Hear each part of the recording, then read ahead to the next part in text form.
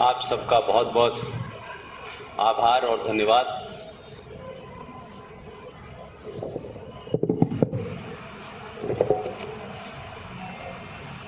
करीब 2 साल से मैं पूरे देश में राष्ट्र के सामने आंतरिक चुनौतियां क्या हैं, राष्ट्र के सामने चैलेंजेस क्या हैं, ये चुनौतियां हमारे बीच में हैं, बाहर की चुनौतियां हमको दिखाई देती हैं, घर की दिखाई नहीं देती, और जो घरेलू चुनौतियां हैं वो बहुत खतरनाक हैं और बहुत ताकतवर हैं। और इस पूरे 2 साल में मैं पहली बार किसी ऐसी सभा में आया हूं जो एक ऐसी जगह हो रही है जहां देवी देवताओं की तस्वीरें हैं, एक आश्रम है,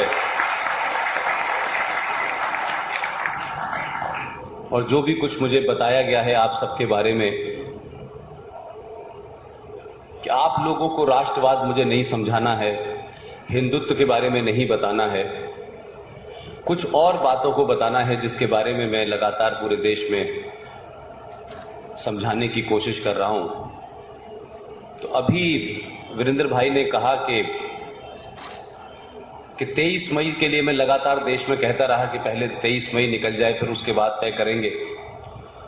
तो जब कोई युद्ध होता है या जब कोई जंग होती है, उस जंग में कुछ मोर्चे होते हैं। मोर्चे आप हार भी जाते हैं तब भी बहुत दुख का कारण नहीं होता, और अगर जब आपको जंग जीतनी होती है या युद्ध जीतना होता है तो मोर्चों की हार की चिंता नहीं करनी चाहिए। लिहाजा पिछले 2 साल में आप हो सकता है कुछ मोर्चों पे हारे हों, लेकिन 23 मई को आपने युद्ध जीता है।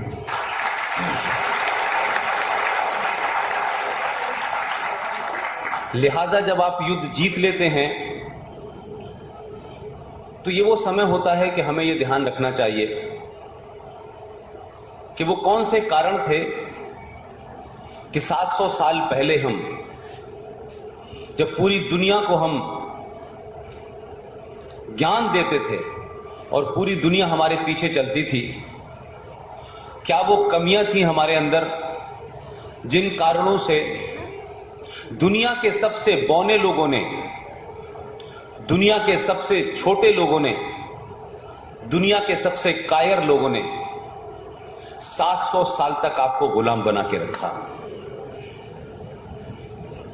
23 मई के बाद हिंदू समाज को और जो लोग भी इस देश में अपने आप को राष्ट्रवादी कहते हैं उसको इस बात पे मंथन करना चाहिए, क्योंकि युद्ध जीतने के बाद महत्व इस बात का है कि जो आने वाले युद्ध हैं वो इस युद्ध से भी ज्यादा महत्वपूर्ण हैं। तो आप बीमार होते हैं, आपकी तबीयत खराब होती है, आप दवा लेते हैं और साथ साथ डॉक्टर से यह भी पूछते हैं कि मुझे ये बीमारी हुई क्यों थी। तो जो डॉक्टर आपको दवा देता है और वो ये बताता है कि इस खाने से आपको बीमारी हुई, या आपको ठंडा पानी पीने से हुई या गर्म पानी पीने से हुई, जो भी कारण देता है, तो आप जब ठीक हो जाते हैं तो कोशिश करते हैं कि दोबारा वो काम न करें। तो अच्छा डॉक्टर कभी भी आपको ये नहीं कहेगा कि बस ये दवा खा लो ठीक हो जाओगे। अच्छा डॉक्टर ये जरूर बताएगा कि तुम ये बीमार इस कारण से पड़े थे, ये कारण दोबारा न हो। मैं मानता हूं कि भारतीय समाज ने जो गलतियां 700 साल पहले की थी, 700 साल से आप निकल के और आजादी के, तथाकथित आजादी के 70 साल बाद अगर आपको यह एहसास हो गया है कि हम वो लोग थे जिन्होंने पूरी दुनिया को ज्ञान दिया, लेकिन हम वही लोग हैं कि अपनी कमियों के कारण हमारे ऊपर लोगों ने राज किया, हमारी संस्कृति को छिन्न भिन्न कर दिया, हमारे धर्म को छिन्न भिन्न कर दिया। और अगर ये हमें समझ में आता है तो आज के वर्तमान समाज को ये जरूर बैठ करके अपने घर में मंथन करना चाहिए कि वो कौन कौन सी कमियां थी जिसके चलते हम गुलाम हुए, जिसके चलते आजाद भारत में 70 साल के बाद पहली बार जब 2014 में एक सरकार बनी तो भारत के लोगों ने क्या कहा क्या नहीं कहा यह महत्व नहीं है, लेकिन दुनिया में ऐसे भी लोग हैं और ऐसी भी ताकतें हैं जो आपके 700 साल पुराने पुरुषार्थ को जानती हैं। इसीलिए वॉशिंगटन पोस्ट नाम का एक अखबार है, दुनिया का बड़ा महत्वपूर्ण अखबार माना जाता है। अगर उसमें किसी का कॉलम छप जाता है तो मानते हैं कि वो बड़े बिरले लोग होते हैं, बड़े ज्ञानी लोग होते हैं। तो जब 2014 में आप लोगों ने इस देश में एक सरकार को निर्णय लिया और वो सरकार सत्ता में आई, तो वॉशिंगटन पोस्ट ने अपने संपादकीय में लिखा कि भारत में पहली बार 70 साल के बाद एक भारतीय सरकार चुनी गई है।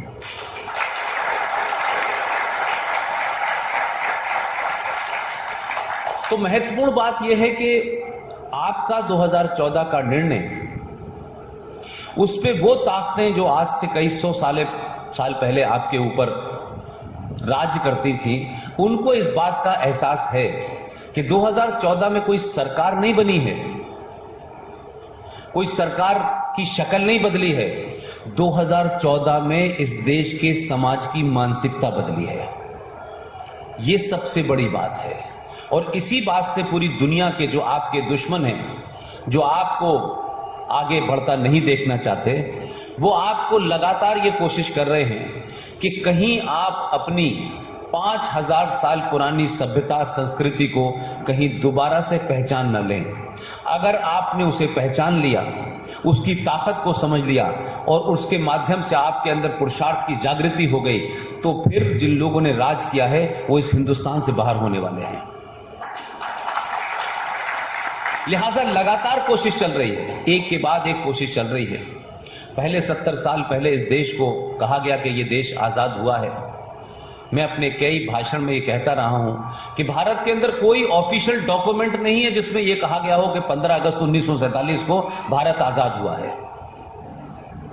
15 अगस्त 1947 को भारत 2 टुकड़ों में बटा है और एक टुकड़े को ट्रांसफर ऑफ पावर के माध्यम से अंग्रेजों ने भारत के लोगों को सौंप दिया है, बस। लेकिन हम आजादी के गीत गाते हैं और ये भी झूठ बताते हैं कि ये आजादी हमें अहिंसा से मिली, बिना लड़े मिली। हम दुनिया के ऐसे महान लोग थे कि 700 साल गुलाम रहे और 70 साल के बाद अंग्रेजों ने हमें बगैर उसके ही हमें आजादी दे दी और वो चले गए। क्योंकि सच इतिहास बताने से आपके देश में जो लोग विजनरी कहलाते हैं, दूरदृष्टि वाले लोग कहलाते हैं, महान कहलाते हैं, उनकी महानता समाप्त हो जाएगी और आपको लगेगा कि 70 साल पहले जो लोग थे वो बहुत ही बौने लोग थे। लिहाजा इस नरेटिव और इस झूठ को लगातार इस देश में चलाया जा रहा है। जब जब इस समाज ने अपने उस सम्मान, उस गौरव को जीने की कोशिश की है, तब तब इस देश में ऐसी ताकतें खड़ी हुई हैं कि आप हमेशा यह ध्यान रखें कि भाई हम गुलाम थे, मुगलों के गुलाम थे, औरंगजेब के गुलाम थे, बाबर के थे, अकबर के थे। ये मानसिकता आपके ऊपर लगातार हावी रहे और आपका समाज कुंठित रहे। और कुंठित समाज कभी देश में तरक्की नहीं कर सकता है। जो समाज अपना सम्मान खो देता है वो कभी भी राज करने लायक नहीं होता, वो सिर्फ गुलामी ही बर्दाश्त करता है। लिहाजा हमारे ऊपर आज जो सरकारें भी आई, हमने उनकी भी गुलामी एक तरीके से एक्सेप्ट कर ली और कभी उस बात को पूछने की हिम्मत नहीं की, क्योंकि हमने कहा कि हमारा क्या काम है, ये कुछ लोगों का काम है, वही लोग पूछेंगे। हम तो अपने भजन कीर्तन में मस्त हैं, हम अपने खाने में मस्त हैं, अपने सोने में मस्त हैं, इसलिए हमने ध्यान नहीं दिया और एक पूरी सरकारों ने आपको इसी काम में मगन रखा। लिहाजा जब जब इस देश में राष्ट्रवादी ताकतें, उनका उत्थान होगा, तो यह समझिए कि दुगनी ताकत में जो आपको अपने इतिहास से, अपने माजी से नहीं चाहते कि आप जुड़ जाएं, वो सच्चाई आपको पता चले, वो पूरी ताकत से कोशिश करेंगे कि आप लोग वहां उस तरफ न जाएं, बल्कि यही सोचें कि आपको 70 साल पहले अंग्रेजों ने गुलामी से आपको